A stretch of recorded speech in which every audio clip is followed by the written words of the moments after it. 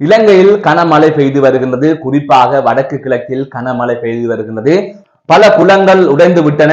அதனை தாண்டி பல எண்ணிக்கையான குடும்பங்கள் இந்த வெள்ள அனர்த்தத்தினால், இந்த மழையினால் பாதிக்கப்பட்டிருக்கின்றார்கள். பல வீடுகள் சேதமாகி இருக்கின்றன, கிணறுகள் இடிந்து விழுந்திருக்கின்றன. இவ்வாறு பல பாதிப்புகளை இந்த வெள்ளம் ஏற்படுத்தியிருக்கின்றன. இந்நிலையில் ஒவ்வொரு நாளும் இந்த வெள்ளம் தொடர்பான செய்திகள் வெளிவந்து கொண்டிருக்கின்றன. அந்த வகையில் தற்பொழுது இந்த வெள்ள நிலவரம் எப்படி இருக்கின்றது, வானிலை அறிக்கைகள் என்ன சொல்லுகின்றன என்பது தொடர்பாக விரிவாக பார்க்கலாம். பெங்கால் புயலின் தற்போதைய நிலை என்ன? வடக்கில் கொட்டப்போகும் மழை. தென்மேற்கு வங்காள விரிகுடாவில் காணப்படும் ஆழமான காற்றழுத்தம் இன்று அதிகாலை 2:30 மணியளவில் திருவோணமலைக்கு வடகிழக்கு பகுதியில் 100 கிலோமீட்டர் தொலைவில் நிலை கொண்டுள்ளது. குறித்த நிலை இலங்கையின் கிழக்கு கரையை அண்மித்த வடமேற்கு திசையை நோக்கி மெதுவாக நகர்ந்து இன்று மேலும் வலுவடைந்து சூறாவளியாக மாறுவதற்கு இடம் உள்ளதாக வளிமண்டலவியல் திணைக்களம் தெரிவித்துள்ளது. இதன் தாக்கம் காரணமாக நாட்டின் பல பகுதிகளில் மேகமூட்டம் அதிகரிப்பதுடன் வடக்கு மாகாணத்திலும் திருகோணமலை மாவட்டத்திலும் அதிகரித்த மழை வீழ்ச்சி மற்றும் பலத்த காற்று வீசும் என எதிர்பார்க்கப்படுகின்றது. வடக்கு மாகாணத்திலும் திருகோணமலை மாவட்டத்திலும் இடைக்கிடையே மழை அல்லது இடியுடன் கூடிய மழை பெய்யும். சில பகுதிகளில் 150 மில்லிமீட்டர் மழை வீழ்ச்சி பதிவாகும் என எதிர்வு கூறப்பட்டுள்ளது. நாட்டின் ஏனைய பகுதிகளில் இடைக்கிடையே மழை பெய்யும். வடமத்திய மற்றும் வடமேல் மாகாணங்களிலும் மாத்தளை மற்றும் கேகாலை மாவட்டத்திலும் 100 மில்லிமீட்டர் மழை வீழ்ச்சி எதிர்பார்க்கப்படுகின்றது. வடக்கு வடமத்திய மற்றும் வடமேல் மாகாணங்களிலும் திருகோணமலை மாவட்டத்திலும் காற்றின் வேகமானது மணித்தியாலத்திற்கு 60 முதல் 70 கிலோமீட்டர் வேகத்தில் அதிகரித்து வீசும் என வளிமண்டலவியல் திணைக்களம் தெரிவித்துள்ளது. மற்றொரு செய்தியாக காப்போத்த உயர்தர பரீட்சை பிற்போடப்பட்டுள்ளதாக பரீட்சைகள் திணைக்களம் அறிவித்திருக்கிறது. சீரற்ற காலநிலை காரணமாக உயர்தர பரீட்சை மேலும் 3 நாட்களுக்கு நடத்துவதில்லை என பரீட்சை திணைக்களம் தீர்மானித்துள்ளது. உயர்தர பரீட்சை டிசம்பர் 4ஆம் தேதி மீண்டும் ஆரம்பிக்கும் என பரீட்சை திணைக்களம் அறிவித்துள்ளது. கொழும்பில் இன்று நடைபெற்ற உயர்தர பரீட்சை தொடர்பில் விசேட செய்தியாளர் மாநாடு ஒன்று தற்பொழுது பரீட்சை ஆணையாளர் நாயகம் அமித் ஜெயசுந்தர் தலைமையில் நடைபெற்றது. அதன்படி 3 நாட்களுக்கு ஒத்திவைக்கப்பட்ட உயர்தர பரீட்சை மோசமான காலநிலை காரணமாக மேலும் 3 நாட்களுக்கு ஒத்திவைக்கப்படுவதாக அவர் அறிவித்திருந்தார். உயர்தர பரீட்சை எதிர்வரும் 26ஆம் தேதி முதல் 29ஆம் தேதி வரை நடைபெறாது என முன்னர் அறிவிக்கப்பட்டிருந்தது.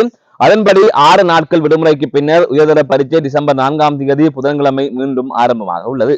மற்றொரு செய்தியாக வளமைக்கு திரும்பிய ஜாழ் A9 வீதியூடான போக்குவரத்து. நாட்டில் நிலவும் சீரற்ற வானிலை காரணமாக மட்டுப்படுத்தப்பட்ட யாழ்ப்பாணம் A9 வீதியின் போக்குவரத்து வளமைக்கு திரும்பியுள்ளது. சீரற்ற காலநிலையால் ஓமந்தை பொலிஸ் பிரிவுக்குட்பட்ட நொச்சிமோட்டை பாலத்திற்கு அருகாமையில் உள்ள வீதியும் ஓமந்தை நகருக்கு அண்மித்த வீதியும் முற்றாக நீரில் மூழ்கியிருந்தன.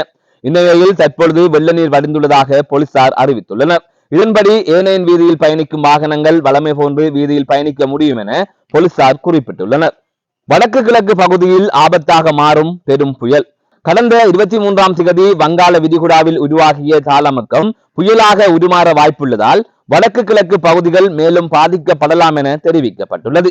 தற்பொழுது திருகோணமலைக்கும் முல்லைத்தீவுக்கும் இடைப்பட்ட பகுதியிலிருந்து கிட்டத்தட்ட 90 கிலோமீட்டர் தூரத்தில் இந்த ஆழ்ந்த காற்றழுத்த தாழ்வு மண்டலத்தின் மையம் காணப்படுகின்றது.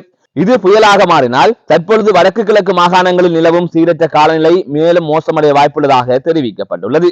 மேலும் வடக்கின் 5 மாவட்டங்களிலும் கிழக்கில் குறிப்பாக திருவண்ணாமலை மாவட்டத்திலும் பெய்து வரும் கனமழை இன்று நண்பகல் வரை தொடர்வதற்கான வாய்ப்புள்ளது.